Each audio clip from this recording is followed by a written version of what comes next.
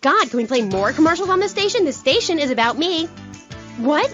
Oh, hi, I'm Amy. So, right, we're back. I'm here with oh my god, this is so exciting. But now I'm here with Jez Tarrant, a rock god, all the way from Scotland, England. So, Jez, I'm sorry. As you can tell, I'm a really huge fan of Love Fest. Hey, didn't say sorry, babe.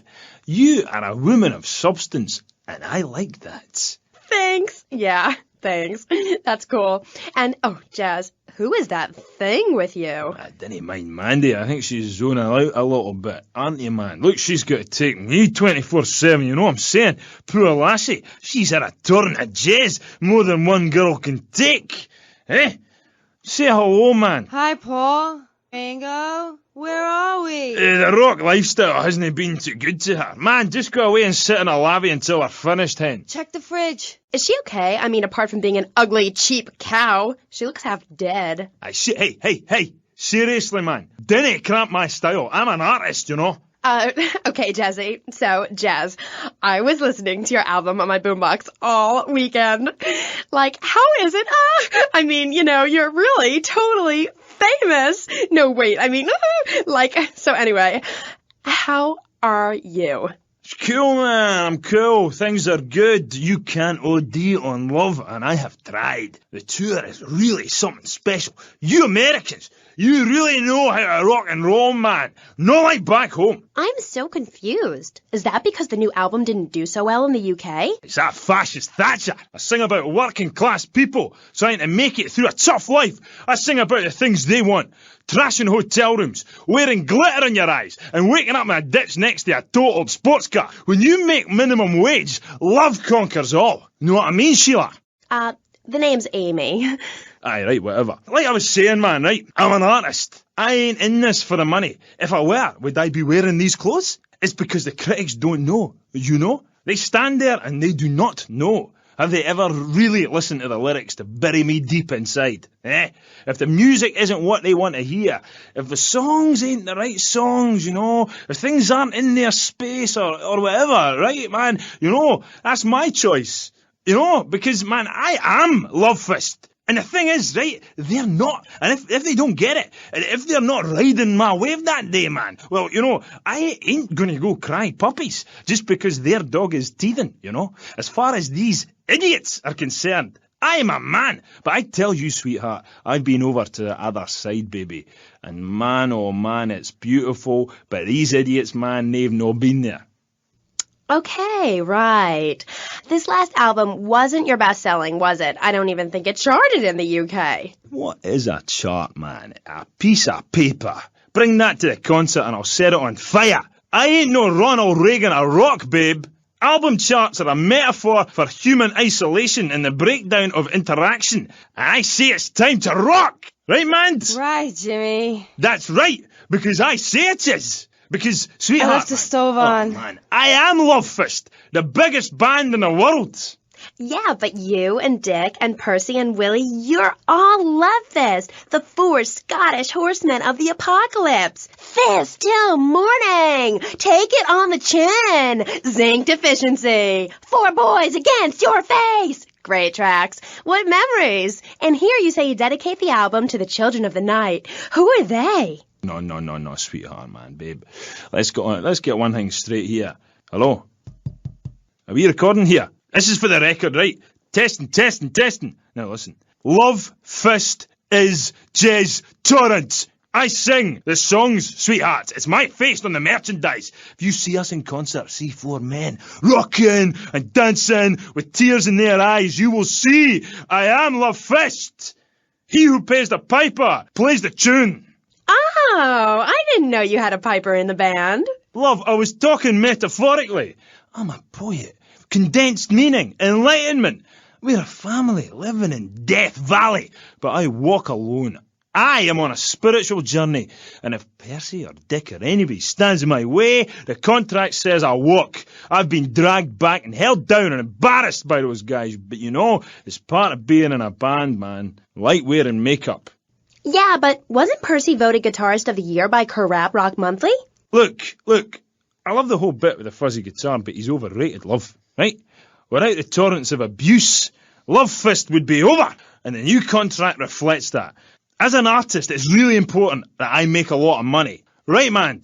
You need to keep you and our friends and your diamonds and that, eh? Yeah, rock on, Keith, Roger, what a trip. Yeah, shut up, you silly tart. Let's take a caller. Hello. Ooh, wait. You're on the line with Love Fist. Hi. Yo, this is Wayne, man. Hey, Jazz, I'm on the phone with Love Fist. Hold on. Hey, what's up, Jazz? I'm a huge fan. I go to all your concerts. I get crazy. I wear my Love Fist t-shirt every day, even when I'm with my old lady. Hey, I heard there's subliminal messages in your video. Is that true? Listen, seriously, the big hair, the limousines, the girls, the partying, the clubs, the hotel suites, another TV smashed into 1,000 pieces, right?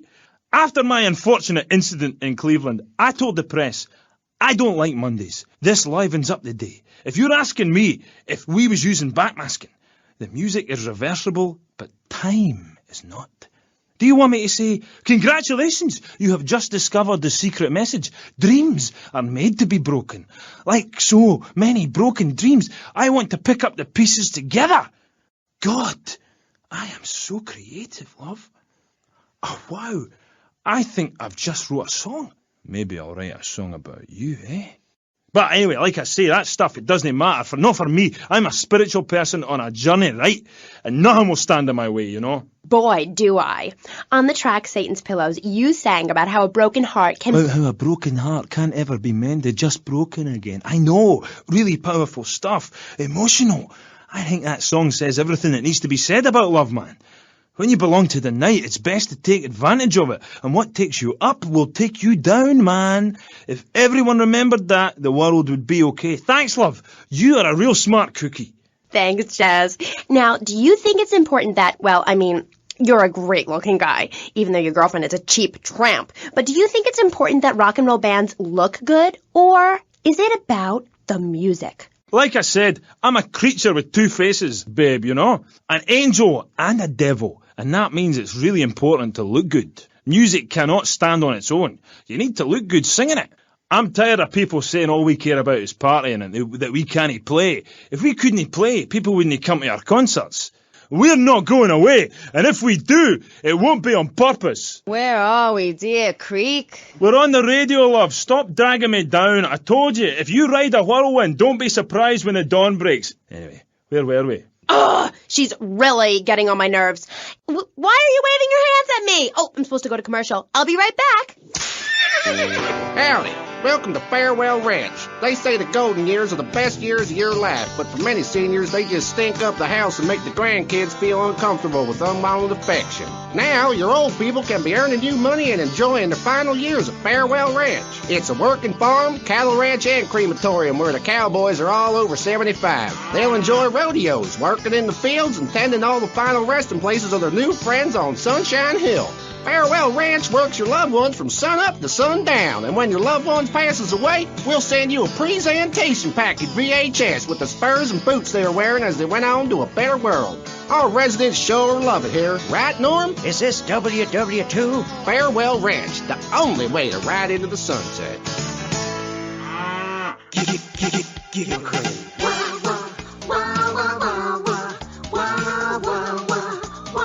That's the sound I love. Stop my morning, you make my night. And giggle cream with everything, you make life bright. Getting fat and laughing, laughing and getting fat. With giggle cream, you get both things, and what's more fun than that? We hear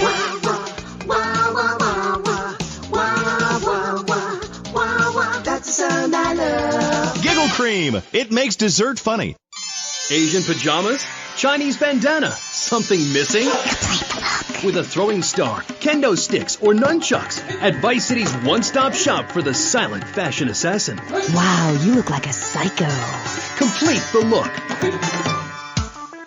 Hi, I'm Amy, and you're on K.Chat. Jez, you were telling me about the music? Aye, yeah. You know, we wear these costumes to appeal to the working man, because after you spend the day working in a steel mill, you want to wear tight leather clothes and play air guitar. That's what we're about. The recent album was a musical trip through hell, and I think it shows. Oh, yeah, it does. I mean, I saw Satan. He didn't like what he saw in me. He saw darkness, but also a gentle side. Ask Mand. I can find treasure in the dark. And it's that, what's the word? Thing? Yeah, that's the thing that typifies me as an artist. Heart and soul. Head and trousers. Everything. That's what you get at one of my shows. Jez Torrent and Love Fist will really show you, you know. We take the soul into darkness. Bring your lighters. You know, I invented that. I've about had it with wankers ripping off my vibe. I wore women's clothing first. Why? Because it tells you about light and darkness. Like the moon. But seriously, love, you've got great eyes. Really. Oh, thanks, Jez. I've always thought your music really lets people see into your soul. Right, into great big pools of pain like me. Dangerous bastard. You see, babe, I've had my heart broken and I am still a man. I'm working on a song right now called Fallen Stars on Shattered Dreams in the Rain. It's about being able to communicate through music rather than words. It's set in a wind tunnel. That's why there's a huge snake painted on my jacket. The snake symbolises kind of a subconscious power force. Because life is pain, babe.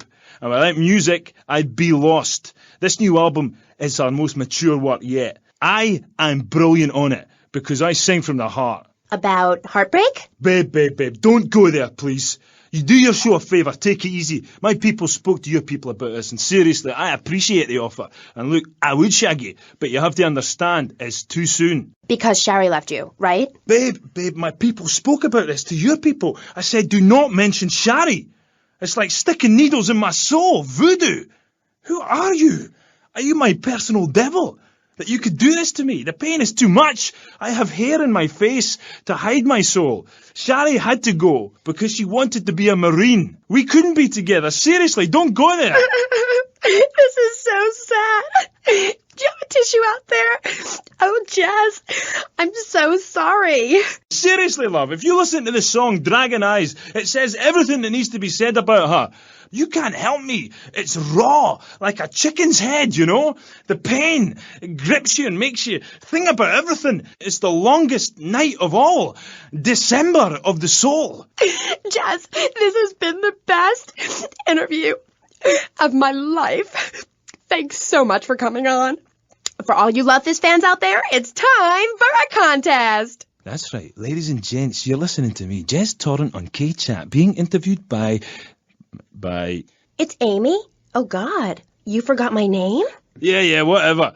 Citizens of Vice City. Now you've got the opportunity to win a part of me, my signature. Ink. I only give away parts of myself to people who have bought all our records, so you've got to answer this. On which album did Beast Fist appear? Was it A, Dogs on Heat, B, Fat Chicks All Day All Night, or C, Devil's Own Band? For the chance to win tons of Love Fist prizes, just answer the question. All you need to do is write the answer on a postcard and send it into the station. Jez, before you go, will you please play us a song acoustic? Piss off! Acoustic songs are for sissies. Babe, seriously, do not cramp my style. Look, I've got to save up the love for the big show. Babe, I love you. I really do. Friends for life. Dance into the fire and all that. Always good to meet a fan. Will you look after man for us, will you? Oh, I lost my lighter again. Love Fist! That was the dreamy Jez Torrent of Love Fist, who are appearing this week in Vice City as part of their world tour.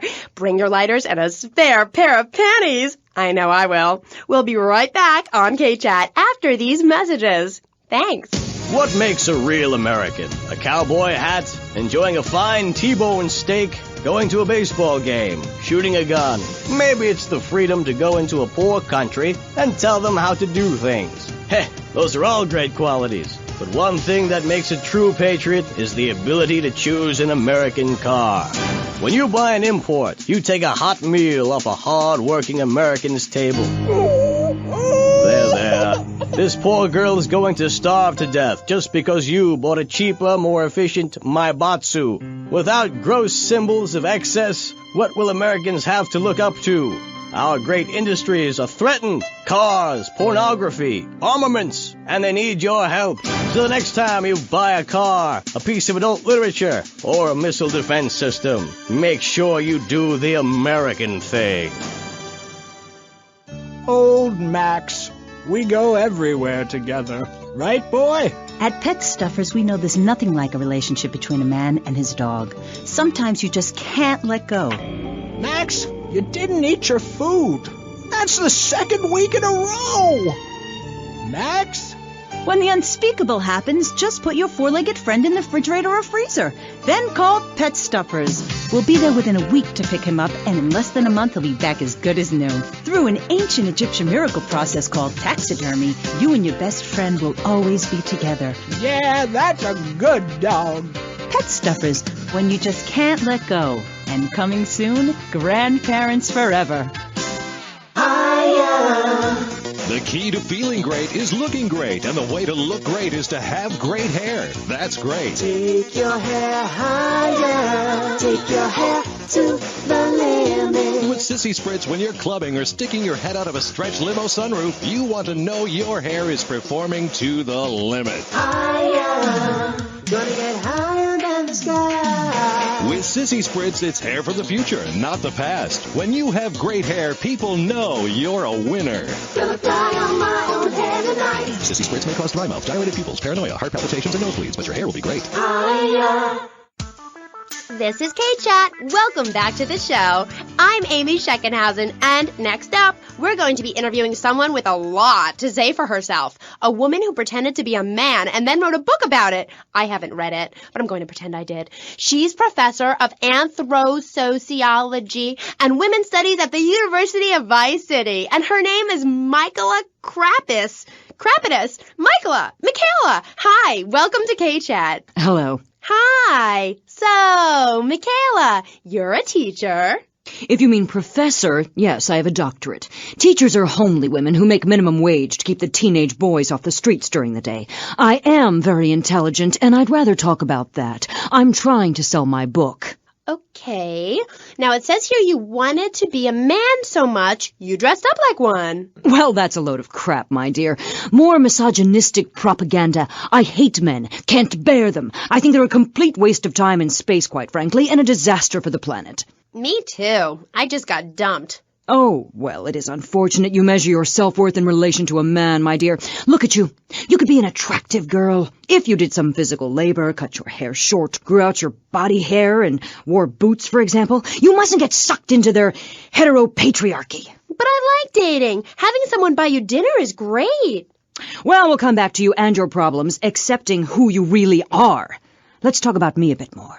Okay, so tell me about your book. You hate men a lot, and you dressed up like one, and now you've written a book about it, right? More or less. As I said, I'm very intelligent, so I don't expect you to understand, my dear, but I'll try to keep it simple. I've always been fascinated with the world of men. Revolted, of course, but fascinated. Now, as an academic, I can get paid to write a book about pretty much anything, as long as I give it a complicated title. Are you with me, gorgeous? Ooh, I think so. Good. Then hold my hand. It helps me think. No! Okay, sorry. Don't be so weird. God, everywhere I go, just like the university won't let me display my beautiful and sensual woodcuts in the student commons. It makes me so angry! Where was I? You were talking about yourself? Oh, of course. The ego is a dangerous thing, especially in my case. I'm a Jungian. Anyway, so what I did was dress up like a man and enter into the man world. I can tell you it was more horrifying than I imagined. What did you do? Well, the first chapter, I was a roofer. These sexists spend all day on a roof talking about us, Amy. I was expected to sit around and talk about what I had done to women. Of course, I had to, so as not to blow my cover. So what's the name of your book? Yes, as mentioned hitherto, my book has a very, very obtuse title. Being and Singing. From Freud to the building sites, a woman's journey into the male psyche. Huh? What? I'll admit it's not very catchy, but academia is not about getting to the point. It's about exploration. Okay. Wow, I'm learning a lot today. Yeah, so I entered the world of men, in disguise, of course. I was dressed like a man. Okay, and you haven't changed back? What? What did you say? You're still dressed like a man. No, I'm not. These are my normal clothes. Amy, for God's sake, don't fall prey to the patriarchy's evil fashion schemes! Oh, sorry. Anyway, I learned a lot when I was a man. Did you know, for example, that during my time as a steel worker in Pittsburgh, I learned that men sometimes speak crudely about women when they are out of earshot? I was horrified. Or that men regard some women, like you, Amy, as mere sex toys, things for their amusement. Unbelievable! Or that men actually find sports interesting. It's appalling. And they run the world, my pretty. Oh, yes, they run the world. They do? Yeah. Look at Reagan. Look at Thatcher. Look at Gorbachev. While we stay home and bake cookies. Well, screw that, sweetheart. Yes, I agree. Good. Don't bake a cookie. Smash him in the face with a baking tray instead. He's a brainless dolt. He's a man. Did you know men enjoy looking at pictures of naked women? It's called pornography. It's sick and foul. I'm giving a talk about it this weekend at the Women's Center. That's women with a Y. I think you spelled it wrong. Are you a woman? 3 of the 5 letters that make up your description are M-A-N. You're too dependent on men, Amy. That's why I don't call myself a woman, Amy. Okay. I bet this radio station is owned by a man. White male conservatives monopolize the media, selecting right-wing blondes to propagate conservatism. I don't have blonde hair. Not yet, Amy. Not yet. Did you know men drink beer and smoke cigarettes and wear hats? Yeah? Yeah, well, you must have read my book. I discovered a lot of things. I was also a policeman and an untrained brain surgeon, and they're all the same. All women haters. But just because men like sports and hats doesn't mean they hate women, does it? You self-hating fool! Of course it does! The media, meaning you, falsely portrays feminists as bra burners, outdated, combat boot-wearing bad mothers. Why don't you take your top off right now, Amy, huh? Tell them you won't be censored anymore. No! I'm getting a little freaked out here. Let's...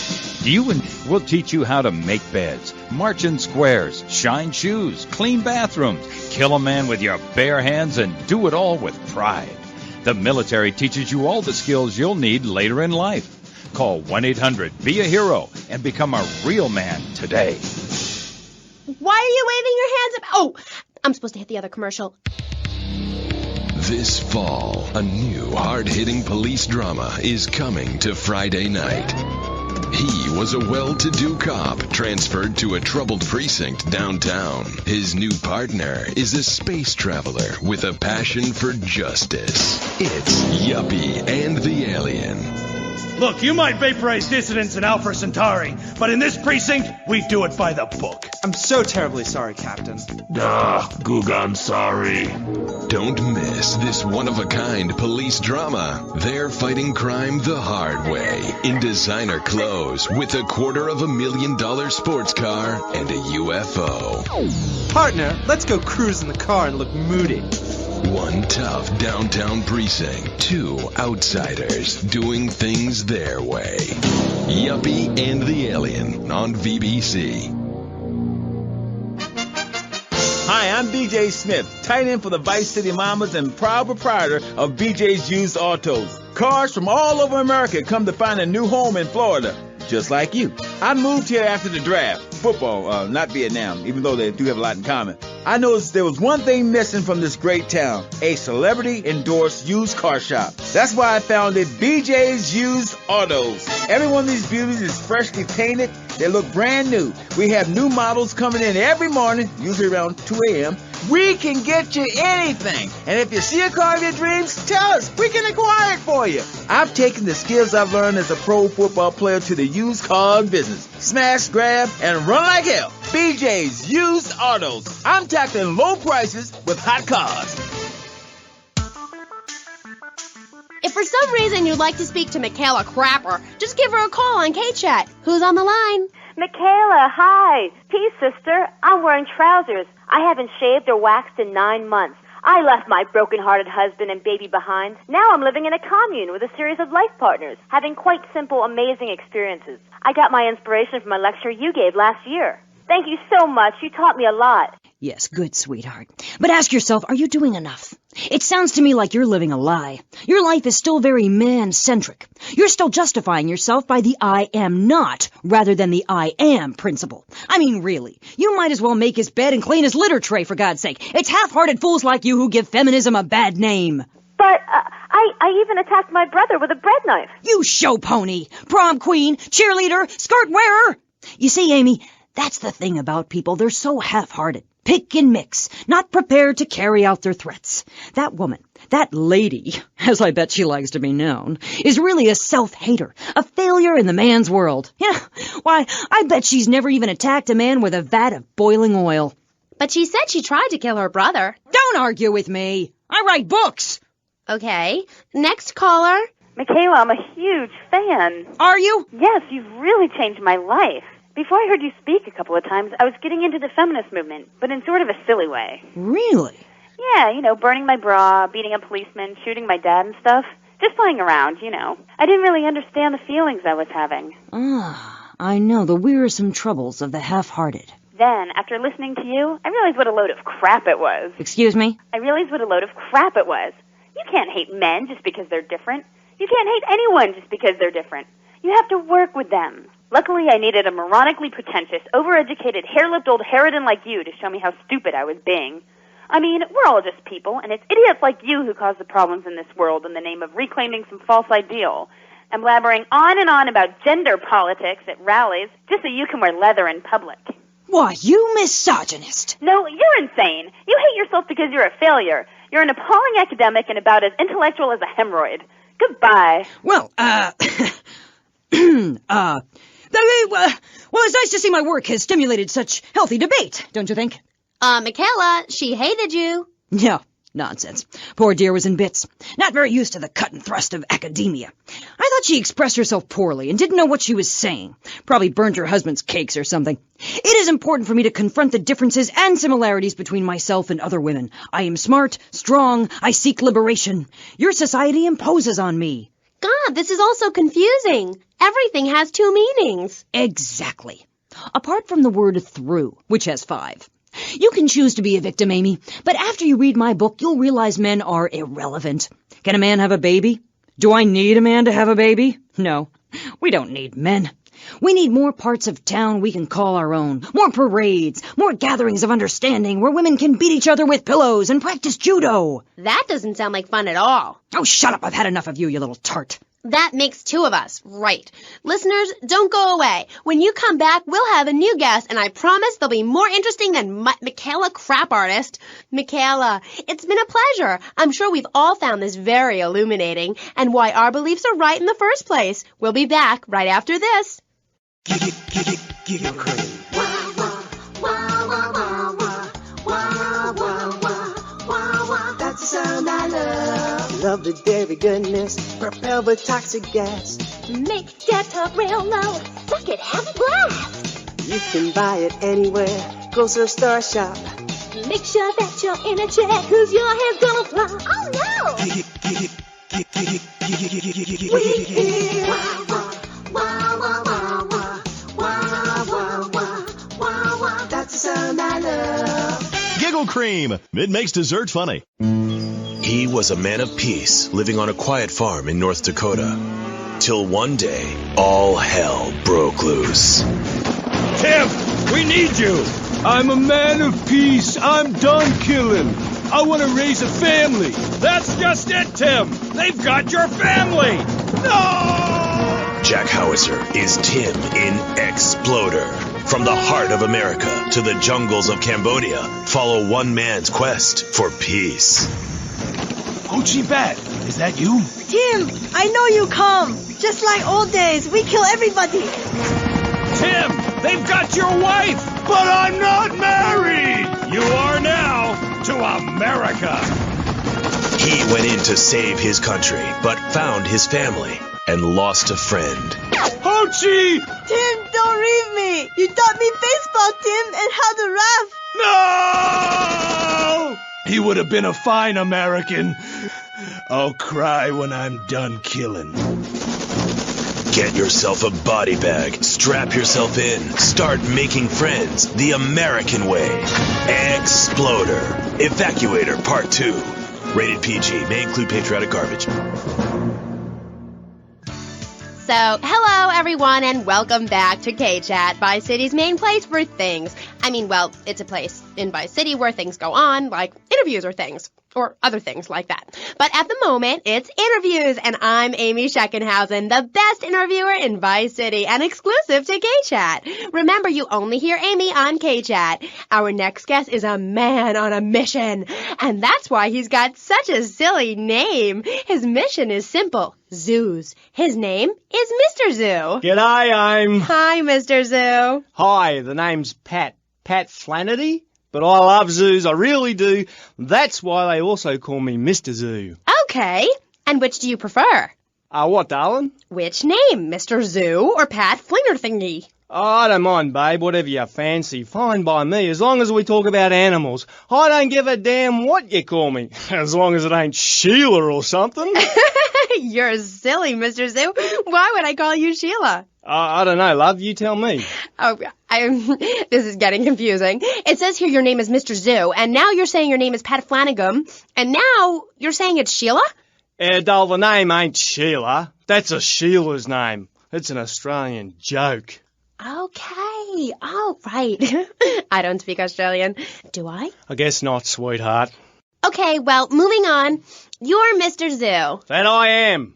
Cool. And I hear you've made quite a name for yourself. Why is that? Because I love animals, Aim. Animals and publicity and stuff, but I love animals.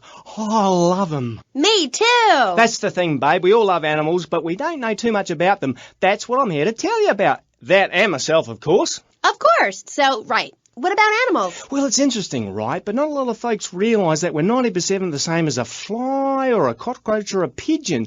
That's the new science out there called genetics, I think, which is going to be real popular real soon. But what it tells us is all animals are pretty much the same from a genetical level. Oh, cool. Damn right it's cool, babe. You know what that means, don't you? No, I haven't got a clue. It means we've all got to start caring for one another like family. Okay, so let me get this straight. Like, my brother is a cockroach, and my dad is a pigeon, and my mom is a fly. Is that right? Well, sort of genetically speaking, but you're bang on, love. And you know what that also means? No.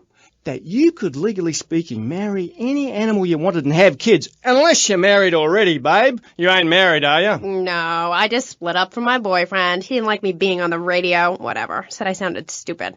Well, that's my point, love. I mean, imagine if you'd been out dating a wolf or a cute little deer. He'd protect you and stuff, urinate to keep out intruders, but he wouldn't mind you being on the radio. Wouldn't mind a bit. Why not? Wolves and deers have no concept of jealousy at someone else's success. That's the genetic variation between Homo erectus and spider monkeys. Jealousy and fur and stuff. Oh. Oh, indeed, sweet thighs. Oh, indeed.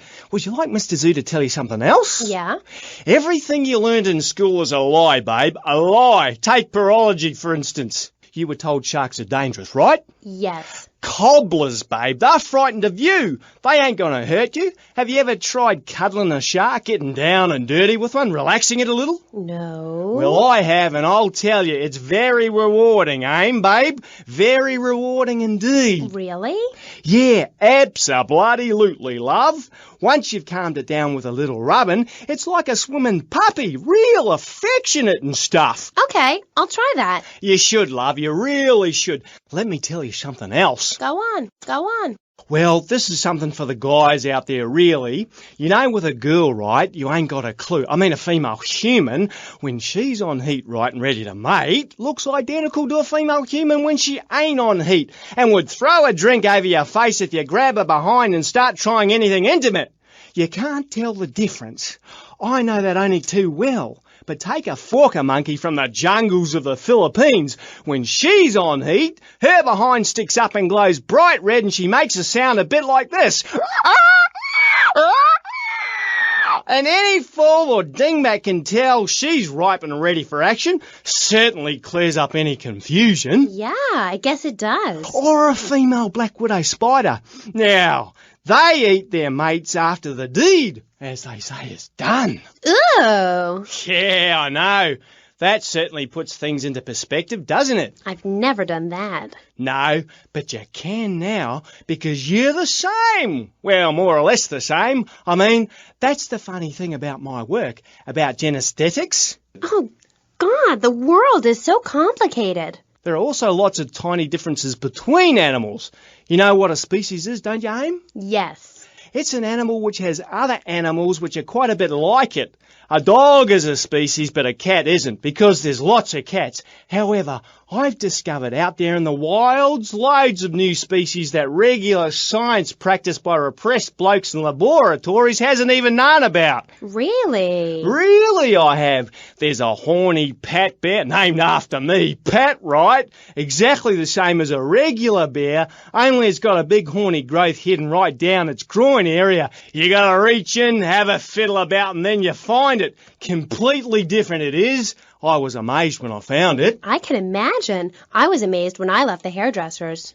No wonder, darling. Oh, the double-gutted pat tree monkey. Exactly like a normal tree monkey, only it's called after me. And if you have a rummage around inside, going in the back door, you discover it's got 2 digestive tracts.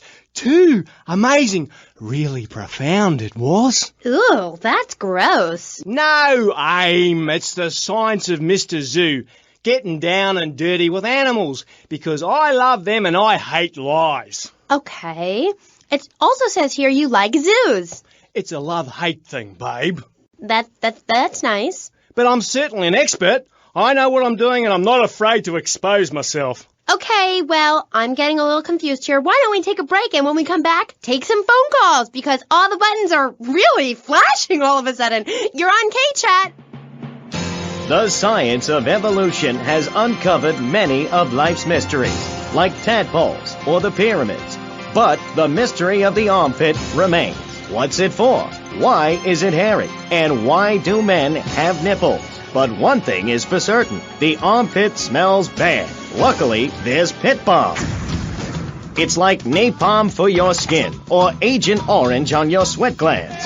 Pit Balm stops unwanted bodily functions in their tracks. It's as effective as sending GIs into a peasant village. When you're fighting the war against personal hygiene, bring out the heavy artillery. This Friday night, it's the incredible sitcom that has captured America's heart and given the whole country a new catchphrase. But I'm 42! Just the 5 of us. After a mix-up at the adoption agency, the Chesterfields came home with 3 zany new house guests. Jimmy, tidy your room and go to bed. I'm so sick of this. I keep telling you I've got a rare disease. I look 12, but I'm a 42-year-old investment banker. I want to go out and get laid. Oh, yeah, and I'm Santa Claus. Now, tidy your room. Asshole.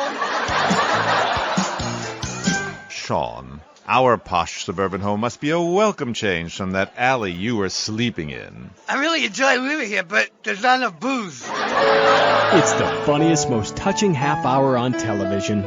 Charlotte, what's that smell? I set the couch on fire again. Yeah, I can help you with that. And this week, it's a very special Just the 5 of Us, where an attractive blonde lady tries to steal Jimmy away. Now you're talking.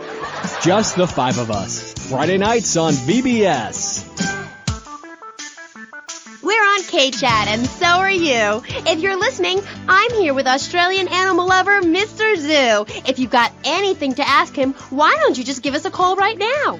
Yeah, great. Give us a call right now, and I'll tell you anything you need to know about animals. Okay. Who's on the line? Is that Pat Flannery?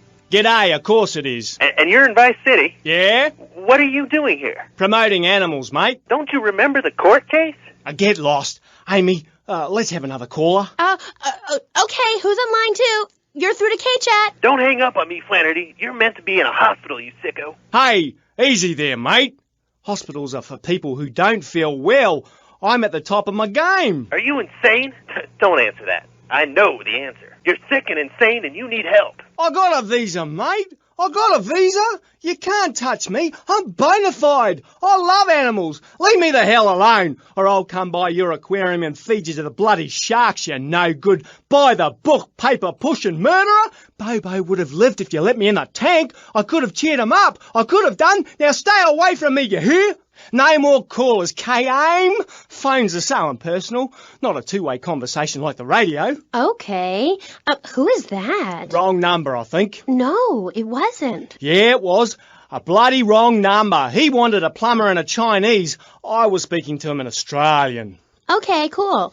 What was that about the aquarium? Nothing, babe. All in the past. Long time ago, I was tricked into saying something I regretted. Oh, cool. That happens to me all the time. I can see that, love. Yeah, big mistake. Never trust a judge or a mental health tribunal. Never. Only trust animals. Okay, and what did they make you say? Nothing, babe. Oh, it was a long time ago. Look, I brought a little surprise for you. It's a little female plague rat. See how relaxed she is with me? I got special powers. She's a lot like a little Joey kangaroo in a lot of ways. You know what I mean, love? What did they make you say? I've also brought a menacing trouser snake. Would you like to see it? Look at this. It's a little frog in my pocket. Calm as you like, not even awake. Oh, he's died.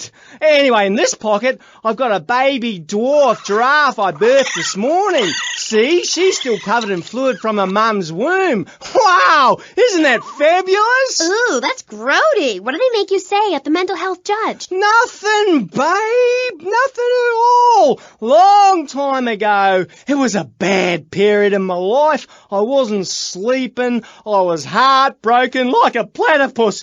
Do you know a platypus only gets a bill after its mate breaks its heart by sleeping with its brother? I know all about that. I was crying my eyes out for weeks on all kinds of pills for my nerves, couldn't move, couldn't talk. I was cooing like a dove. Please, darling, let's move on. Do you want me to talk to a parrot? Now I'm really curious. What did they make you say? I love you. You do? I never knew. They made me say I love you. Oh, I made my boyfriend say it, and he slept with my best friend. I think we're bonding now. No, we ain't bonding, you half-wit. We're miles apart. I hate you. They made me say I love you to Bobo. Who was Bobo? Bobo was the most beautiful creature that was ever on the earth, ever at all. Really beautiful. Who was she? He. Okay, he. He was a dolphin, and I loved him, and I knew him properly. You people could never understand. It's natural. We were identical from a genetagorical perspective.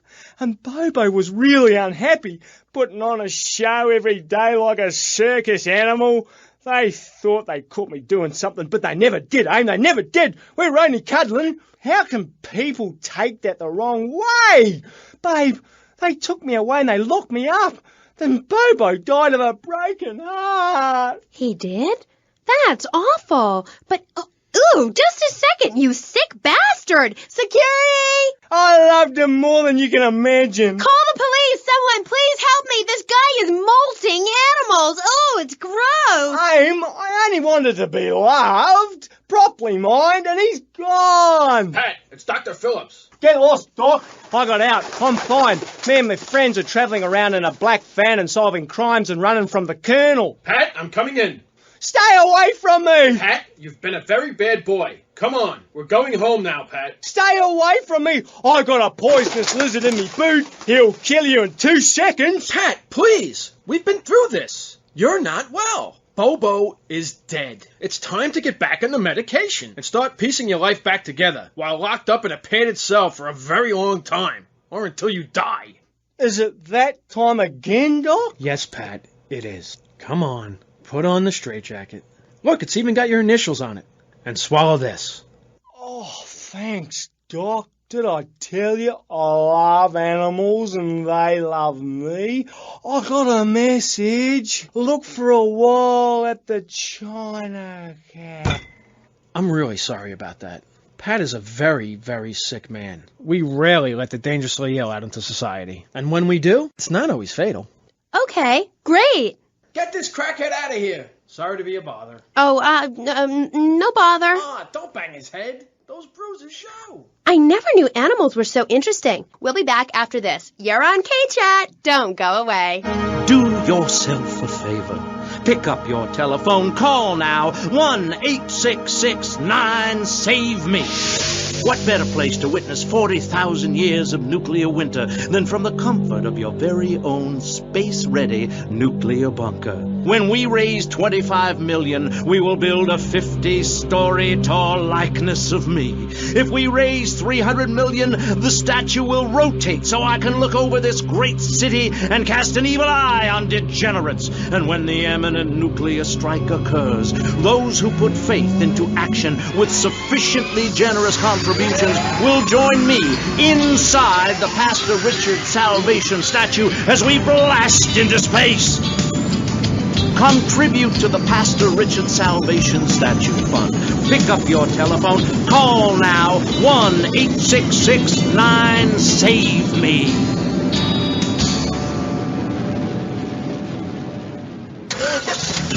Knights of the road, here's your stallion. The car for freedom. The car for hot excitement. The car for a man who is alone against the elements. The Waibatsu Thunder. The pride is back. It's the power of a compact. It looks small, but it's so big. Fuel injected. Inject me. My Batsu Thunder. On the toll road of life, you have to pay to prove you can. Live the emotion of an individual. The awesome power of nature distilled into one vehicle. Because after you get struck by lightning, there's thunder. The Waibatsu Thunder. Hello, welcome back to K.Chat. I'm a woman, so I know it's important to discuss feelings. That's why we don't have any male hosts on this station. People open up more to women. I was telling my girlfriend yesterday, if a woman were president, we'd nuke a country every 28 days. In these times of trouble, of international scary things that cause anxiety, people seek soul ice. Or is that solace? Oh my God. Some visit lady friends, others go to a bar, and a strange few talk to rocks. My next guest is the author of this book, I'm Lovin' the Coven. She sits on the board of the Vice City Renaissance Committee, Gethsemane. Gethsemane. Welcome to the show. Hello, Amy. I brought you a crystal. Isn't it gorgeous? I guess so, if you're into shiny glass. I prefer lacy gloves. Amy, for many thousands of years, my people have been using crystals and gemstones to heal the sick.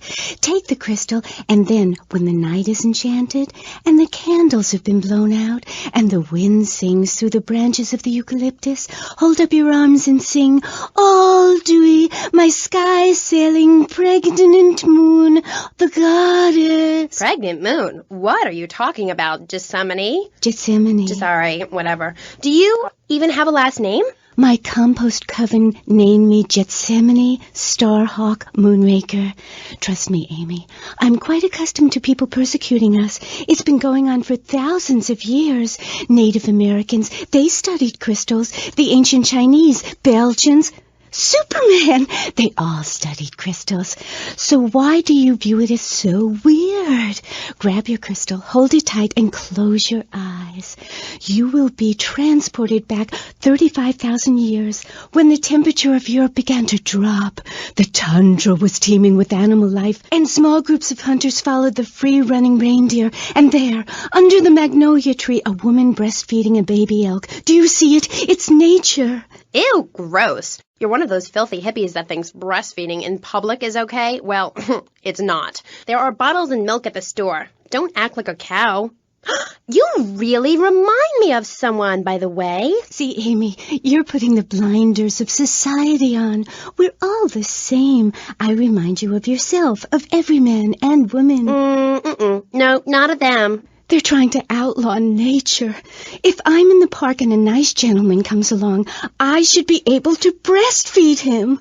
Pretty soon, everything natural will become illegal. It's really depressing. If I died right now, would I get buried by a female priestess in a cave, surrounded by my favorite tools and ornaments? No. There was a time when children were taught about their bodies, about the goddess lady of the mammoths, about the importance of the spiral dance clutching a bison horn under the crescent moon. At the Beedenroth shop where I work, we have classes that teach the importance of eating wild plant shellfish and understanding ancient crop circles. Oh, I love lobster. Have you ever tried talking to one? Energy flows from everything, even a tractor. My mother, the moon, taught me how to trace ley lines with your bare feet in the dirt. Listen, you're very weird, and you smell like patchouli and compost, and I think you might have a shot at a boyfriend if you shaved and got some gel in your hair and put some clothes that fit or something. I mean, please. Did Joan of Arc shave? I was given this fascinating pamphlet called Caucasian Female Body Hair in American Culture. Amy, I love you like my sister, but honey, you've fallen prey to a sustained marketing assault that began in 1502 to convince women that underarm and leg hair was wrong. There's nothing more natural than this enormous bush I've got growing under each arm. Having hair is natural. What's the deal with Anglo-Saxons? I mean, go to England. The women there don't shave their underarms. It's really quite attractive. You just need to focus your eyes to look for healthy signs and not the signs of socialized barbarism, like shaving or wearing deodorant or birthing in a hospital, rather than the open air like a wolf cub. Remember Brother Romulus and Noble Remus? Wolf-raised. I find this really interesting. Not really, but I say this because I'm told to. I'll be back on K.Chat after these messages from our sponsors. Howdy, partner. It's 4:30 in the morning here at Farewell Ranch, and it's time to get up and work the old cows. Get up, y'all! At Farewell Ranch, old people don't sit around stagnating, watching game shows and talking about the good old days, sinking into the grave in a urine-soaked mess. At Farewell Ranch, they sweat and toil until the breaking point and keep that miserable contemplation of mortality at bay. Hell, at steering time, we'll work Grandpa so hard he'll wish he was dead. At the end of the day, he'll sit down in the bluegrass, eat a bowl of commemorative beans, and enjoy sing-alongs at one of our nightly funerals. It's the cowboy's code. Work hard, don't shower, and die in your boots. Right, Norm? My prostate. Farewell Ranch, the only way to ride into the sunset. It's the knife that saved America. If you liked the film Exploder, you'll love this enormous commemorative survival knife. In the handle, you'll find all of the things you'll need in any wilderness, disaster situation, or the jungle of your backyard. It comes complete with fishing line, needle and thread for sewing gashes back together, and an incredibly useful and durable toothpick. Tim, go on without me. I got toffee stuck in tooth. It's okay, Ho-Chi. Try this! For those unplanned extended stays in the jungle, there's a saw for building your own hut, toilet paper, and a fold-out woman for company, as well as a serrated blade that can kill a man before he can scream. That'll shut you up. The Exploder Survival Knife. It's the knife that saved America. Now, it can save you. This knife killed 25,000 people in Cambodia. Now, you can too. Whatever. I'd die if I didn't have sissy spritz and blocks. Germs are like so gross. Oh, hi, I'm Amy and you're on K.Chat. Disseminate. I can't get over how familiar you are. Oh, right, Amy. I really hope you read my book. The mysteries of the absolute can never be explained. Mother Nature knows more than all of us. That's what keeps people coming back for more. People are turning into zombies. A roof separates you from the sunshine in the morning. A bed separates you from the loving earth at night. That's what's so great about learning these things. When you're no longer oppressed by the cultural pressures of making money or showering or wiping yourself after using a toilet, you can focus on the important things. Do you travel, Amy? Well, I've been up north to the theme park, and last week I went to the beach. No, really travel. My coven has been meeting every Thursday, Saturday to prepare for a grand coracle journey along the same route we took when our people came from Russia and Alaska along the Bering Strait. What's a coracle? Oh, is that like a Maibatsu? I prefer American cars. No. Coracle. Cora means Arabian gazelle, which we all know was the daughter of Zeus, and Kal means gather grass and sew it together. A coracle is a single-person rowing boat made of reeds and twigs from ancient Britain. There are so many wonderful things you can learn from the ancient Britons, Amy, like metallurgy and how to cauterize the wound when a bear has eaten your arm. Everyone used to have a coracle, Amy, even people who were scared of water. We're all about working to preserve the diversity of natural life. Reuse everything. Question, who's this we? My coven. Like witches? No, yes, but not witches like you think. We're just a group of people who believe in communal sharing and chanting a lot and can't find husbands. Reading magazines, cloaks, wands, horned gods, rubbing your skin raw with rocks, dying of old age at 27, crying in terror when it starts to thunder, and these are all the things our ancestors did. Since I found my new mind and body, things have really changed for me. Our modern society only celebrates a select few. Every woman and every man is a star in the sky, Amy. Not just the ones that sing on TV or those people in the movies. I think I know what you need to separate your reflection from your true self. A Zen garden. Oh, my brother had one of those, and the federales came. No. Zen, silly girl. It's a little sandbox you draw pictures in. It teaches you things like that death isn't an end. It's just a stage and also a beginning of a new journey. Do you have a leader in this weirdo cult of yours? Not a cult, a coven. There's a big difference. Yes, our leader's name is Phil. That's a weird name for a leader of a group of witches. Oh, hi, Phil. What hairy legs you've got. What with being a man who's a witch and everything. Do not disrespect Phil. He teaches us the wheel of the year, Amy. It's full of solar holidays and goes round and round and round. You can learn a lot from the sun and the moon. If you look at the sun for too long, you can go blind, meaning it is something to be respected. And the moon has a dark side, just like we do. And some people have craters and only a sixth of gravity. The ancient Britons knew the moon could breathe. We can change the world, rearrange the world. It's dying, though, Amy, and it needs some mouth-to-mouth resuscitation, like a swan or a fish on a hook. If you take your nervous system seriously, if you take your organs seriously and explore them, some really neat things can happen. Phil taught us that. He's been to Mali to meet with the village elders. That's why there's the ceremony of the knife. Oh, great. Why does everyone have to be packing sharp things? The knife ceremony is very important and spiritual. It's an ancient one-person personal crisis. You say to yourself, I'm going to have a spiritual experience, or thrust this thing into my head.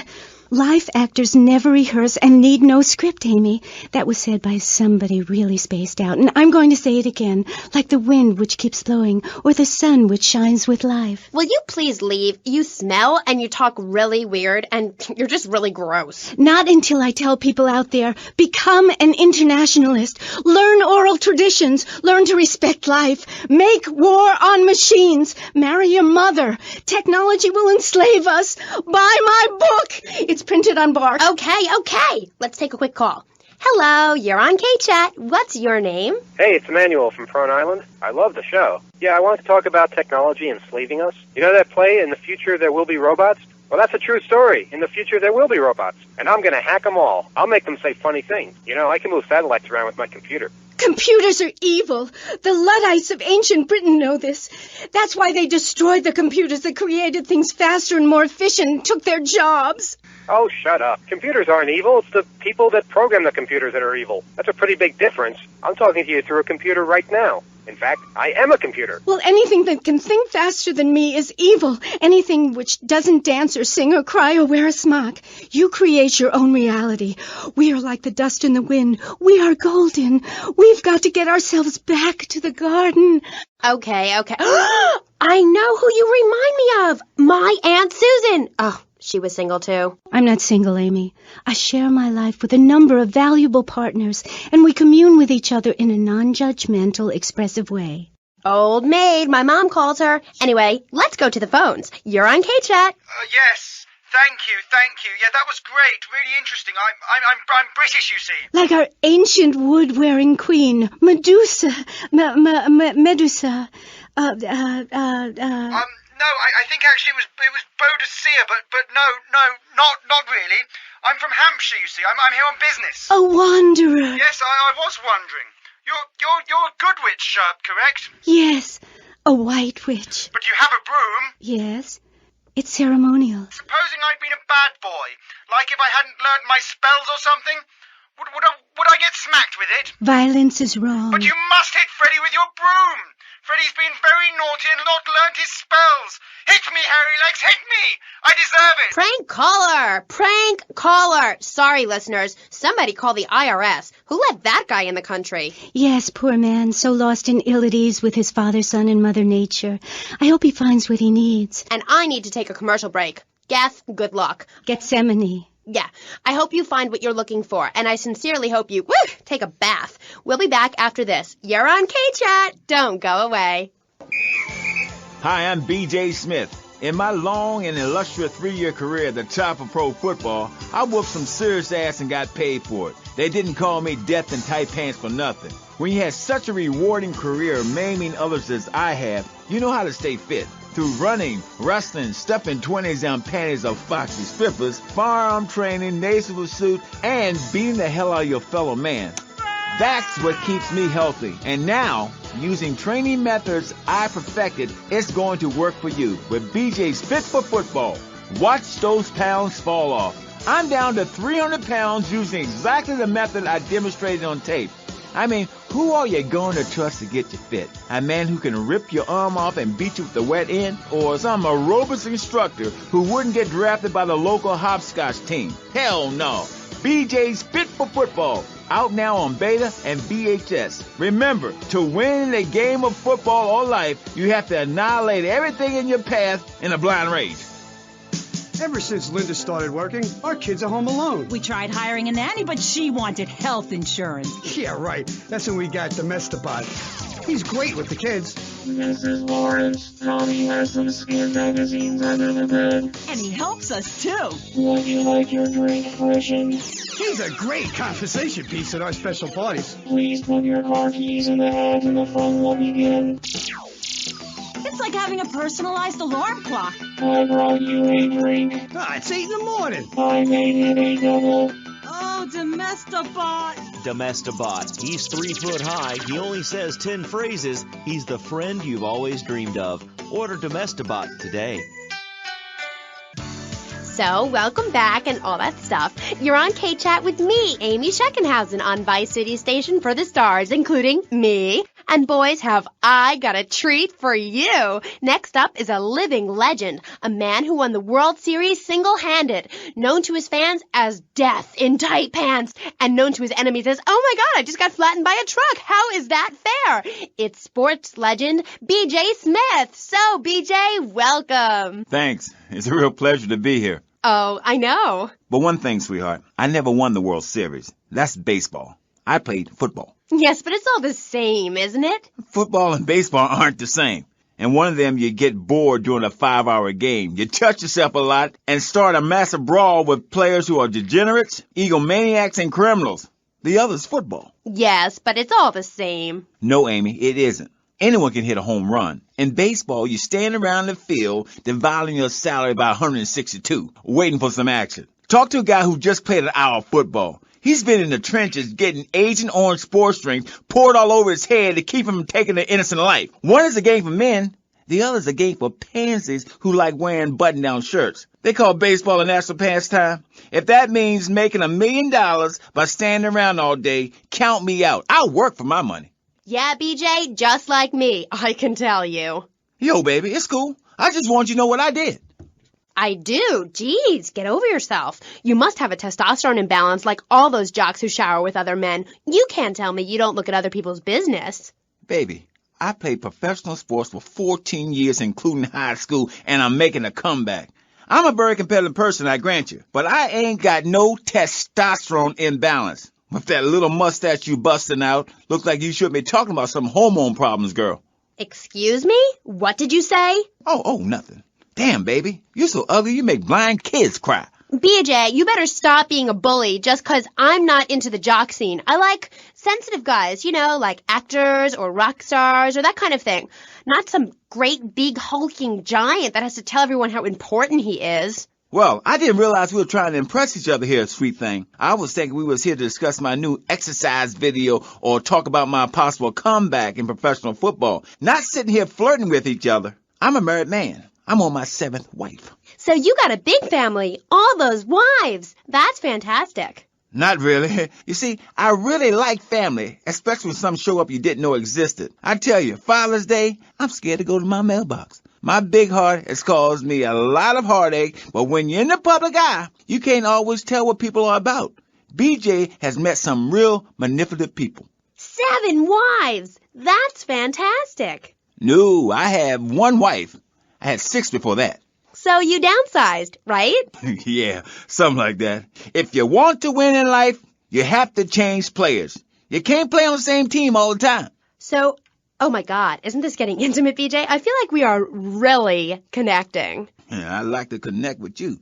Other men may fumble, but I go into the trenches like a Doberman. That's actually part of my video. What are you talking about? Well, as you know, running the ball is like making romance. And one day when I was going for a touchdown, if you know what I'm saying, I had a great idea. You see all these fitness videos on television? It's always that idiot fool in leotards prancing about, giving it the skinny thing. And I say, what is this? I mean, what in the world is this? These people ain't fit. They ain't got a clue. When you're fit, you know it. If you come into the locker room, you know I's fit for football, able to wrestle and pounce and hurt somebody for an hour straight. That's what people need. If someone comes to jack your ride, are you gonna bust a aerobic move? Hell no. But when you know how to grab another man by the face mask and twist him around and so he tears ligaments in his back and never play again, I mean, that's some real useful everyday stuff. And I should know. I invented it.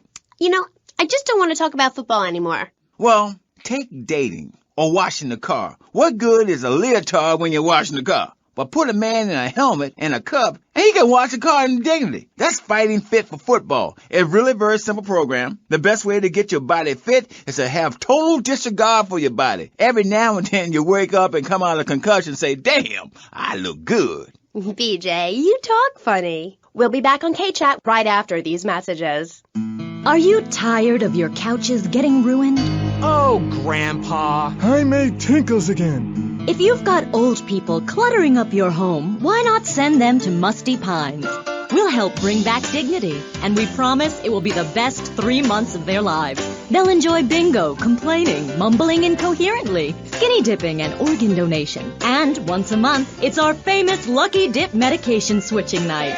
Musty Pines is located at a luxurious location overlooking Vice City's state-of-the-art sanitation facilities. You can still visit your old people, but now you have the comfort of knowing you don't have to. After they pass on to something better, guaranteed in 3 months or less, you can start enjoying their money. Finally, you can have quality family time again. Musty Pines. Now, you don't have to say goodbye. Drive-through service also available. He was just the boy next door. Hi, well, hello there, Danny. I didn't know it was hockey season. Hey, can I borrow a knife? A deadly curse, a deranged killer, a small town in tears. Knife After Dark, rated R for retarded. Ew, that's gross, BJ. Stop hitting on me. Hi, I'm Amy, and you're on K.Chat. So, what do you need to do for BJ's fit for football? Well, Angela, anybody can do it. What you need is a real expensive gym, a team of trainers, medical practitioners, dietitians, a baying crowd, and an opponent who wants you dead. Dead in the dirt. I mean, a nasty, blood-sucking leech of a man who will destroy you if you don't destroy him first. A man you like set animals on. He's the enemy, and you sit in your foxhole till it's time just right, and then you pounce, baby, like a kitty cat on catnip. I'll sack a man, power drive him hard, again and again, because the idiot comes my way. I'll nail him every time. This video sounds like a lot of fun. Fun?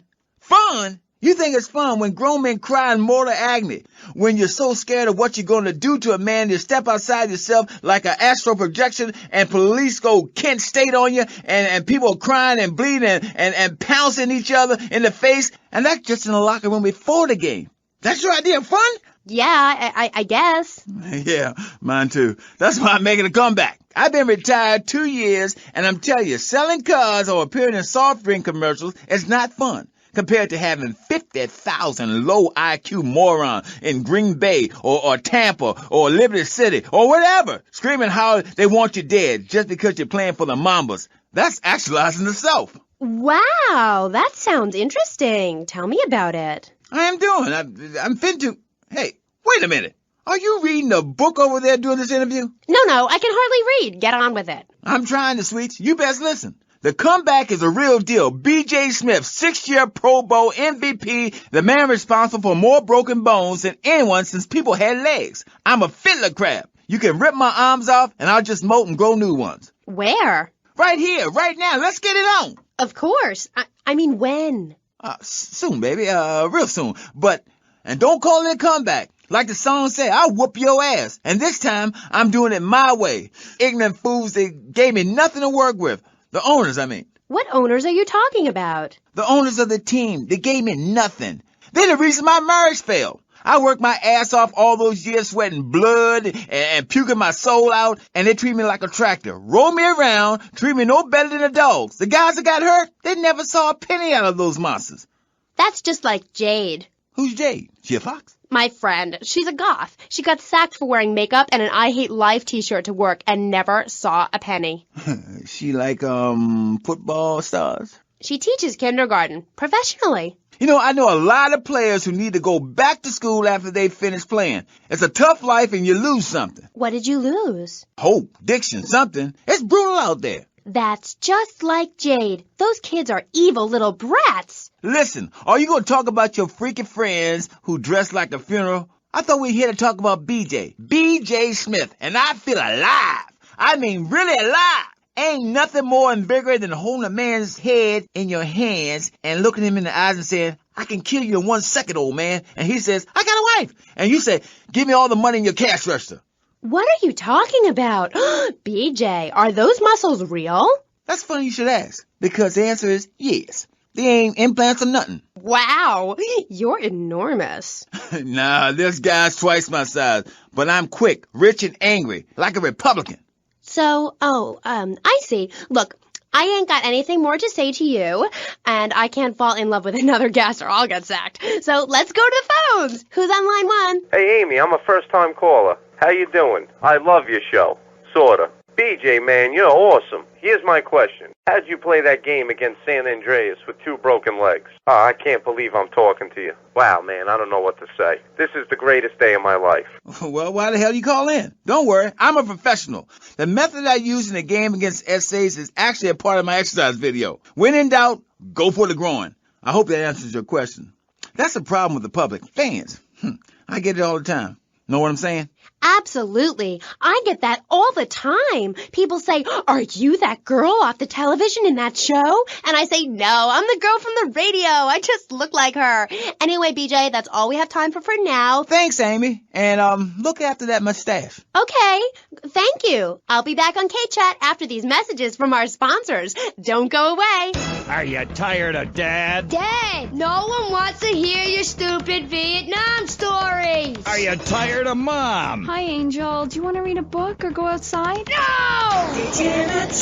The arcade comes to your living room, only without the creepy guys offering to show you puppies. Awesome! The Degenatron. You can play video games just like you were in the arcade. Excellent! The Degenatron gaming system plays 3 exciting games, including Defender of the Faith, where you save the green dots with your fantastic flying red square. Cool! Monkey's Paradise, where you swing from green dot to green dot with your red square monkey. That's right! And Penetrator, where you smash the green dots deep inside the mysterious red square. Wow! The Degenatron brings arcade realism to your living room. It can even take quarters, and a strange, sweaty man comes by to empty the machine on Fridays.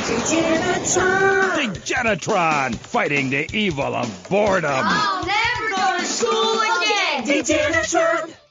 Do you have dry mouth? I sure do. It protects your teeth, fights infection, and lubricates your food. But what happens when you run out of saliva? Tells me I can't talk. For personal dryness upstairs, it's Salivex. Wow, I can spit again. Salivex is more than saliva in a can. Salivex improves consumption efficiency by 50%. No more halfway cures like coating your throat with cooking oil to have that extra piece of cake or bowl of kitty litter. After a night out, my tongue tasted like carpet. It was embarrassing. Now with Salivex, I can eat a whole box of crackers or lick my life partner's stamp collection all night. It's like having a salivation army in my mouth. Now I can suck a lollipop for as long as I want. Salivex tastes like your own saliva. That's because at Salivex's state-of-the-art production facilities, we use salivation philanthropists who make Salivex all day. Salivex, when it comes to personal dryness upstairs, we're deadly serious. Welcome back to K.Chat. My next guest is the star of the hit show, Just the Five of Us, where he appears as the rich father of a family of misfits. But more recently, he's working on the controversial theater piece, In the Future, There Will Be Robots. Claude Maginot, welcome to the show. Thanks, Amy. However, you have mispronounced my name. It's Madge, which rhymes with badge. As in duh, and no as in more than you. Maginot. Anyway, thank you for having me on the show. It's always a pleasure to discuss my art. Yes, you're so funny. Now, Claude, you're an interesting man, if you don't mind me saying so myself. Because on the one hand, you're on the funniest show in the whole wide world, Just the Five of Us, and on the other, you do those weird theater dance shows which aren't funny. Yes, thank you, technical school dropout. I'm sure sitting here talking all day is terribly difficult. Juilliard is not. In the Future There Will Be Robots is not a funny piece. It deals with the most important issues in the world today. Love, pain, suffering, skin-tight pants, and well-stretched groin muscles. But see, music has no name, Amy. It's about depth and texture and sense of community that emerges from the struggle going on within all of us, between man and machine, between the angel and the beast. It's as if Petrushka and Leonard Bernstein were in a ferocious dance competition with switchblades. That is passion, my dear. Okay. So it's a bit like Just the Five of Us. What a show!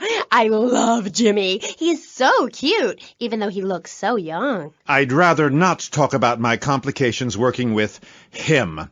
I'm a performer. I express myself any way I can, while I'd never attempt to describe Just the Five of Us as anything other than worshipless pap. I need to support my serious art. It's like stealing a boombox to do live interpretive dance. If I bring joy to people's hearts doing an interpretation of a tree in the park, who is harmed? There is a value I derive from art, as a man, as a creator, and that is this. Never overestimate the dreadfulness of the mass market, the degrading excess of the culture, or the horrors that we all have within it. Great, yeah, me too. But, as Mr. Chesterfield, you're so funny. What is it you say? Not in my house. That gets me every time, especially after the drunken tramp you adopted has wet himself. Oh, say it for me, please. As they say in France, matrice. Please. Not in my house. Please. I came on your fine show to discuss art, not people that whore themselves out on the altar of commercial success, dancing like a puppet alongside a genetic freak, although I do that too. Okay, Moody. So what do you want to talk about? Oh, I don't know. My performance at the Hollywood Bowl, perhaps. There are some that attend the concert inside. I am the concert outside myself. In the parking lot where we build bonfires and dance. It comes back to the seriousness of my purpose. At a young age, I held puppet shows on the corner that had people weeping and lying down in the streets. It's about movement, about encouraging ordinary, working-class people that there is something enervating about a modern dance performance. That seeing in the future there will be robots will change your life, no matter what your life's like now. Kind of like getting a new haircut. Yes, exactly. No, nothing like a new haircut, you half-wit. This is movement. Watch my hand. Yes, movement. There's a manatee on stage. See? He cannot hear from the wall of Wagner around him. We have lasers that shoot him down, cut him free his soul from the bondage of the past. And then on stage, we have snow that falls and represents love in all its forms. The robot makes a snow angel, and we begin to cry. Close curtain. Okay. Well, I love Just the Five of Us. Please, please, please, enough! 5 succeeds while robots starve. Attendance has been poor. If I were opening this with the Orquestra Filarmonica de Jalapa in Mexico, there would be riots in the streets with small children giving me flowers and weeping. Here in Vice City, they wouldn't know art unless it came as a tube of beef jerky. They told me, Claude, it can't be done. Vice City is for sun worshippers and Philistines. And I told them, no. I told them, if I'm directing a work of commercial dross down there, I must save my soul with some serious art. But to be honest, Amy, they were right. I feel ahead of my time. The best artists are ignored. I mean, surely any right-minded person would rather spend an evening watching me express the meaning of space as I move delicately across the stage in the dance of desire and denigration than flopping around in a disco or a nightclub or sucking the electric teat of television. I know I would. God! I mean, what is wrong with you people? God, my hair. What? My hair is all wrong. It clashes with my dress. Zeus! Cicero! Shakespeare! Flaubert! Someone! Please save me from this hellhole! My dear, you are so ignorant. I'm trying to save you. To save everyone! You don't see the art around you. Are you in search of old lang synes, singing Madama Butterfly on a windowsill, or relegating yourself to a cricket in Huckleberry Finn? I'm a movement that conquers love, while you complain about your dress. Know you not how important my mission be? Right. Cool. Okay, Mr. Chesterfield, Mr. Magonaut, you gotta hang in there. You're on K.Chat, and I'll be right back. At the law firm of DeLeo and Furex, we understand that sometimes life throws you a curveball. We help our blue-chip clients get their lives back after circumstances have conspired against them. Just listen. It was an unfortunate accident what happened to my wife on that precarious cliff. DeLeo and Furex can't bring my wife back, but they made sure I didn't end up in the slammer. I was unfortunate enough to be found with 15 kilos in my spare tire. I was so mad at the auto repair shop that sold me that tire. Thanks to DeLeo and Furex, the district attorney saw it that way too. I accidentally torched a Quickie Mart when my medication ran out. DeLeo and Furex helped me and the community by ensuring a healthy settlement from the pharmaceutical company. At DeLeo and Furex, we understand the judicial system and will ensure the truth is heard, no matter how improbable. We're not cheap, but what price can you put on truth? Call DeLeo and Furex today at 866-974-2333. That's 866-9-SHADY. DeLeo and Furex. Accidents happen, and we'll prove it. The store leading the fight against communism is having a blowout sale! Ammunition has a wide array of peacemakers. Come by Ammunition on Militia Mondays, exercise your Second Amendment rights, and get 10% off all armor-piercing bullets. We're the only gun store that lets you try it before you buy it. Need anti-tank missiles? We've got them. Flamethrowers? Oh, yeah. No credit? No problem. No money down. 90 days, same as cash. Shoot now, pay later. During the 10-minute waiting period, fire off a few rounds of the Ammunition gun range, featuring faces of famous commie pinkos. Come by Ammunition and register to win an anti-aircraft gun actually used when we whooped Australia's ass. This weekend is the Ammunition Film Festival with free screenings of the documentary Red Dawn. Ammunition, protecting your rights. You're back on K.Chat with me, Amy, and my special guest. Let's go to the phones. Mr. Magonaut, Bruce from Prawn Island here. Big fan of the show, Mr. Maginot, big fan. Dude, I don't know about the robot thing. It's weird. Quickly, is he really 42? Does he shop in the kids' aisle? Does he get on roller coaster rides? I mean, what's the deal? Does he pay half price at the movie? No comment. Next caller. Oh my God, trauma! I meant that's my line. I'm supposed to say that. Oh God, this guy is such a dick. Next caller. Oh, who's on the line? Who's on line? What number is it? Who's on the line? Hello, Claude. This is Morgan. I'm just vacationing down here, having finished my doctoral thesis into images of young boys in post-lapsarian Greece and the erotic understatement of the fugue in contemporary Baroque. Fascinating stuff. Do you have a question? I'm confused. No, woman. I just wanted to tell Claude about my thesis and discuss his bleaker Death in Venice Street period. Of course I have a question, you silly girl. Claude, I saw robots Big fan, and that's praise indeed coming from me. I normally hate anything humanity has achieved since 1836. But one thing fascinated me, Claude, about the show, the pants. They were so tight, so fitted. How do you get such a marvelous, close, sequin figure hugging fit and still? Oh, and were the sequins a reference to lasers? Yes, my, I agree. Thanks for calling. That is an important question. You see, I'm an important person, and I especially think so. It is really important for people to see my form move through space in very tight pants, or the effect is ruined. Interpretive dance cannot be expressed in baggy clothing. It's like a violin parade. Otherwise, why have a love story with a manatee and the lasers? It's very important. You're kind of creepy. You're nothing like you are on the show. You're so funny there, joking with the family and putting out the fires started by the homeless guy and starting group hugs. But in real life, you're just plain creepy. You won't even tell us how old Jimmy is. All you talk about is Archie stuff like that nobody understands because it's complicated and how tight your pants are. That's not true. I also discussed love and passion and a manatee and the lasers. You, my dear, could use all three. You, my dear, are a Philistine. I'm sorry, but this is one of the most degrading, debasing, horrific, unedifying, opportunistic things I have ever done in my life since that whole Rake's Progress lawnmower commercial. I feel dirty, like I just sat in something. You did. Our last guest was taken violently ill. Yes, well, such is the plight of radio. Rather than grumble like Leporello or a taxi driver about my duties cleaning the back seat, I shall bid you adieu. Okay, thanks, Claude.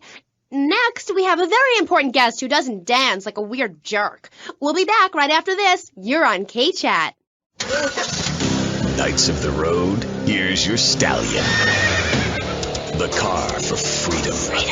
The car for hot excitement. The car for a man who is alone against the elements. The Waibatsu Thunder.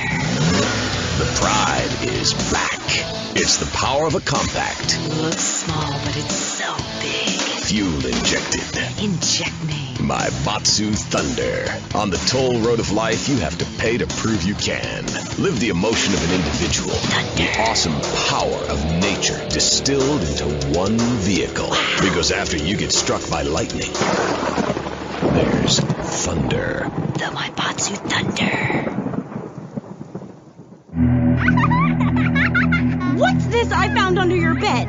The only Engels you're going to read is Laura Ingalls Wilder. If you think your child might be a red, here are some warning signs. They read complicated literature and have concern for their fellow man.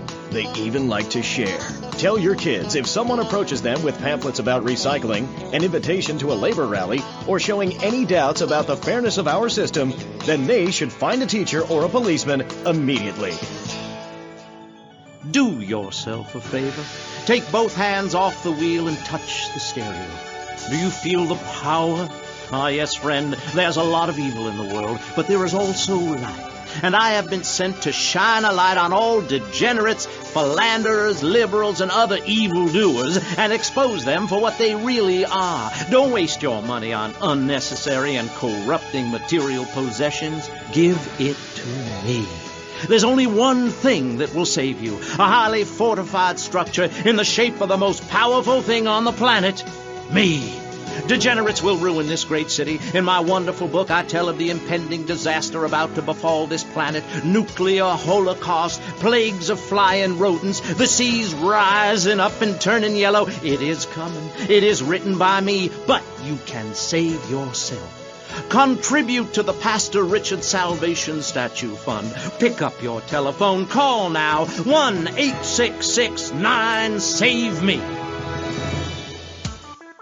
Hi, and welcome back. If you're just joining us, you're listening to K.Chat by CiTY's only commercial talk station, the place where the stars shine in conversation with you and me. I'm Amy Scheckenhausen. My next guest is a rising star in the world of Norse mythology. He's appeared in several best-selling infomercials and travels the globe speaking at corporate training camps. His books and audio cassettes are sold around the world. He is Valhalla's finest deity and motivational speaker, Thor. Hi, Hello, Amy. I'm happy to be here. It's been a long journey. Yeah. Now, I don't know much about you. I mean, I read Beowulf. Well, I didn't, but I read the cover. But, like, you're a Viking, right? Did the tunic and goatskin boots give you a clue, maybe? I am a Viking, and a Viking that will not only help you unleash the Furies, but unleash yourself. It's in my Thor's Norse Power program. Okay. I'm a little confused. Well, I'm a lot confused. I was taught in school that Vikings were bloodthirsty and violent. An elder once told me, you must unlearn what you have learned. Of course, then he died of the Green Plague. There are some Vikings that are a bloodthirsty lot, yes, but no more than anyone else, really. We're a nomadic people, Amy. We have cold fire in our souls. Ye have that fire too, Amy. You've just lost it since you've gotten television. Now, that being said, I'll answer your question. We are mostly nonviolent, though many of the Vikings traveled to Scotland. And mind you, anyone who goes there will turn bloodthirsty. You can't understand what the lot are saying. It's all a for, recklin, a boot, dîner. It's enough to make you want to burn a village to the ground. That's why, in my cassette series, I talk about the importance of communication. You see, Amy, men and women live in different worlds. We use different words. A group of men talk about what they've killed, how to start a fire, who has the best long boat. Women want to talk about keeping the communal long hut tidy and their feelings. When I'm raiding a village, I don't need to be talking about feelings. It's time for action. Great. So is that all there is to being a Viking? Pillaging? No, lass, no. Pillaging and battle are important, but we admire poetry as well, as long as it's poems about whacking someone in with a double-handed battle axe. What's holding you back, Amy? In Chapter 3 of my book, I talk about listening to the bloodthirsty water spirit. It's really quite important if you want to enter Valhalla.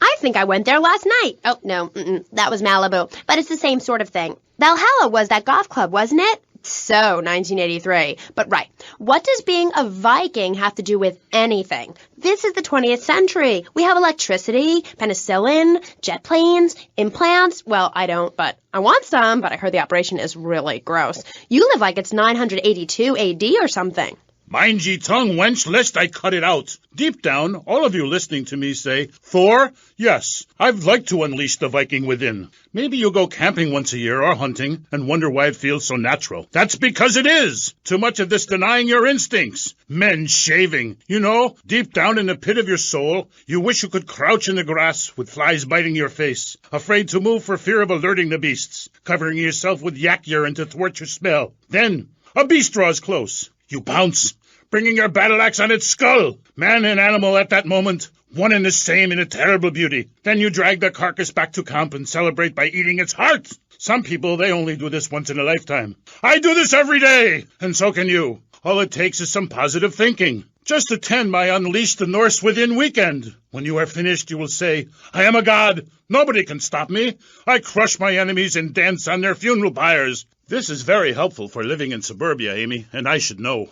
I really don't understand how. Oh, it's very helpful. Maybe a neighbor is tossing his leaf clippings on your lawn, or looking at your woman, or harboring desires regarding your longboat. You enslave his children, set his house on fire, he shall not bother you again. It must be nice to have you as a neighbor, not. I live in no place longer than needed to fulfill my goals. Taking slaves, valuables, and food. Goal setting is very important, Amy, not just in football. You're very weird and creeping me out a bit, but whatever. No weirder than anything else. So, what do you think of Vice City? Ah, I like it very much. Your women here are prepared for battle. They are large, not like those scrawny things to the north. A woman who eats well provides for her man. You cannot set sail for robbing and pillaging on an empty stomach. It's like the story of the parson's wife and the troll. I don't think I've ever heard of that one. Great Carl Erson, ye mainlanders have no historical perspective. Read the runes. It's all right there. Talk to a grandparent. But no, ye cast people out like rubbish. Wisdom is not to be treated so lightly. When my father grew old, I sat with him day and night, absorbing his wisdom, learning about the demons and where the wickedness resides in men's hearts. Then as his time grew near, I built a large pyre, burnt him and his wife while communing with Odin's spirit. Careful, Musty Pines is a sponsor of the show. Oh, Grody, what are you doing? I'm just adjusting myself, she-devil. Wearing these animal hides does get a bit itchy. Okay. You never answered my question. What do you think of Vice City? Your land and people have a lot in common with mine. You see, we too fled our homes due to lack of food, overpopulation, and the bitter cold. And, mind ye, darting out to raid passing ships is fine, but we needed a new land to have our way with. Granted, we roll and sail to an area, land in force, and burn down a local monastery or village, whereas you come in, destroy all the creatures, and sell plastic versions of them. You did a fine job pillaging these lands, but you should have done something about Canada. Wait a minute there, Buster. My mother's half Canadian. Oh, what are you going to do, wench? Sweep the ice furiously at me? Ha! Socialized medicine? Nah, you did it all wrong. You should have continued to the north and finished things off. I talk about this in me motivational learning tapes. That, and beware the magpie. 'Tis the devil. Evil reigneth when darkness falls. Are you married? You seem like a tough character to live with. Aye, me wife Helga. What a hag. This show is not sexist, whatever certain bearded women might say. Women are people too. I'd appreciate if you wouldn't talk that way. Ah, go live in a chimney, you troll. You 20th century women are all the same. And me hag Helga, she fell prey to your uppity ways. She says to me, Thor, I ain't having no mead no more. I'm going to meetings. See, that's your problem. Soon as you sort something out, you have to go preaching from the rooftops to everyone else how to live, not pillage nor plunder no more, but live in boxes. Then she says, Thor, I'm getting me stomach stapled. I look fat, and now fitteth 2 yak skins, where previously 'twas only 1. I say, wench, don't come crying to me when we're in a longboat crossing the straits for 2 moons, and you're all skin and bones. A man needs something to grab onto. Aye, ain't her fault. A cursed pixie goblin got her. Pixie goblin? What kind of weird ancient nonsense are you talking about? Now, Thor, I've got to ask you, how old are you? I am as old as the fjords, as young as a newborn lamb. Are you shy about your age? Just lie about it, like my mom. Thor is never shy. Thor is mighty. Thor is a god. And where are you from? From the beginning of the flat earth, where the sun meets the sky. Oh, right. By the beach. Great. Let's take a commercial break. We'll be right back with Thor. He's a real Viking. Yeah, right, whatever. Hello, I am Fernando Martinez. I think by now you know I am an emotional kind of guy. People stop me in the street and say, Fernando, what the hell is wrong with me? Silk shirt, hairy chest, enough aftershave to drown a household pet, but I still cannot get a woman. I tell them you are an ignorant fool. Without a symbol of power and fertility around your neck, what kind of woman is going to respect you? That is why I have teamed up with Medallion Man, the shop for medallion needs. Medallion Man caters to all levels of masculinity. For the strong, silent type, a medallion the size of a hubcap will say everything that needs to be said. Even singing medallions for the Casanova who knows music is the food of love. Model trains, dollhouses, diapers, whatever your interest, we've got a medallion for you. Don't forget, every woman knows if you can't support a medallion, you can't support a family. On K.Chat with me, Amy, and my guest is Thor, Viking warrior and elf help guru. Do you have a last name? Oh, whatever. Anyway, what were we talking about? We were talking about the wisdom of the ancients. There are many hurdles in life, Amy. I remember one of the first bits of fan mail I got. It came by bottle in the sea. A man of Lollard Island said, a tiny woman came to our farm and swept in front of our door. A woodland troll has carried off my woman in the dead of night. Give me wisdom, Thor. So, what did you tell him? Aye, Amy, it was obvious the Black Plague had visited his home. As sure as you can't be a midwife to a fairy, expect wisdom from a fool, or find a good meal downtown on a Saturday night. Okay.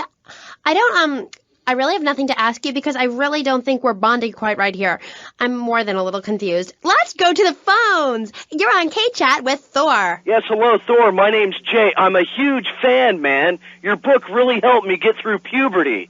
Everyone else was into vampires and stuff. I just got into the Viking thing. It's pretty cool. It's been working pretty well for me. Anyway, my girlfriend and I, we fight all the time. She's always calling to check up on me. It really totally sucks. It's a drag. Like, I hang out at the strip mall with all my boys, and she shows up. Is there any advice you can give me? Ah, yes. There was a man who asked for a night's lodging at a certain farm on the eve of Maundy Thursday, or maybe it was Fat Tuesday. Anyway, in the course of the night, the old woman of the house took out a horn of salve and smeared herself with it from head to toe.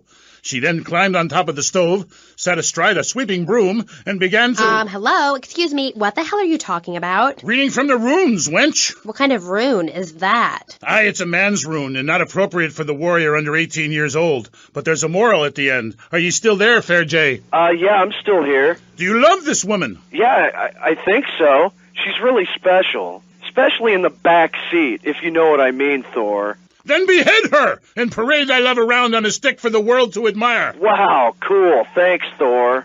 Okay, I'd like to throw you out, but you've got an enormous sword and, yeah, let's take another call. But first, listeners, Vice City, remember, don't behead your girlfriend and take her head around on a stick. Hello, you're on K.Chat with Thor. Hey, brother, my name is TJ. Your book is fresh, real fresh.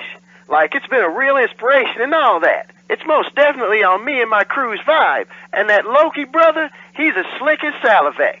You know what I mean, Trooper? In fact, me and my boys have started a Thor fan club. You know what I'm rapping? We're on your vibe, man. Aye, a Thor fan club. This pleases Thor very much. I shall speak of myself in the third person from now on. Yeah, I wasn't really into school all that much. But I hear you, Thor. So anyway, we have this fan club, right? And instead of naming it something like the Vice Lords of Valhalla, we gave it like a modern name, keeping things firmly in the 80s, you know? The Bloods.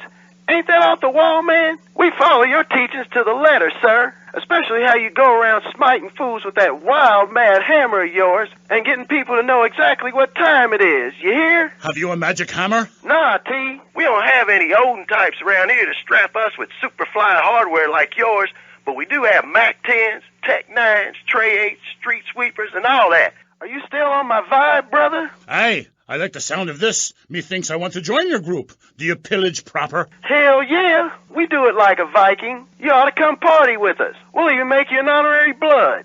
Word. Ah, indiscriminate pillaging. This is, as we say, the school of old. When I am done with the wench, we shall meet. Till then, beware the frost giant, TJ, and the serpent with two tongues. Yeah, okay, whatever. Yo, brother, where'd you land that funky fresh silver helmet of yours?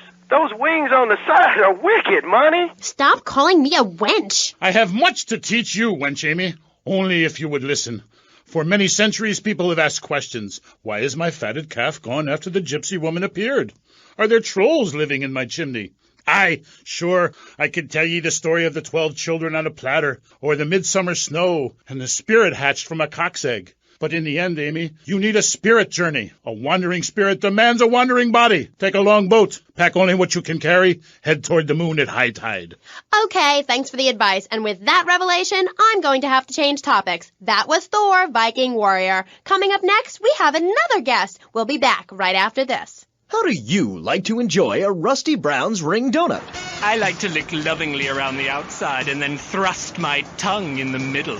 I like to munch it vigorously. I just love the batter all over my face. On Friday nights, I just can't stop eating Rusty Brown's ring donuts. Oh my God, it's so good. Sometimes I like to wear women's panties and walk around 5th Street. When you go downtown, make sure you enjoy Rusty Brown's ring donuts.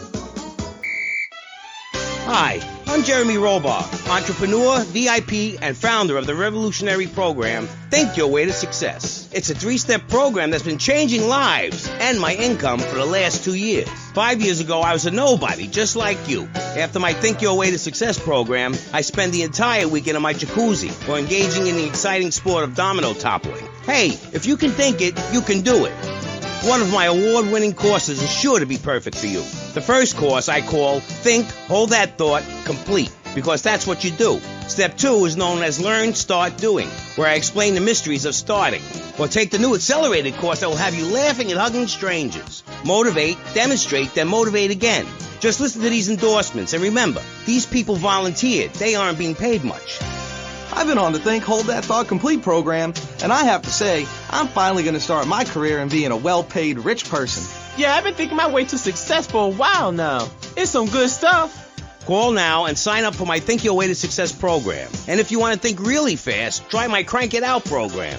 Call 1-866-434-SELF. Hey, don't just do it. Think about it. Sweaty leather tracksuit? Absurdly fat Dayglow laces? Something missing?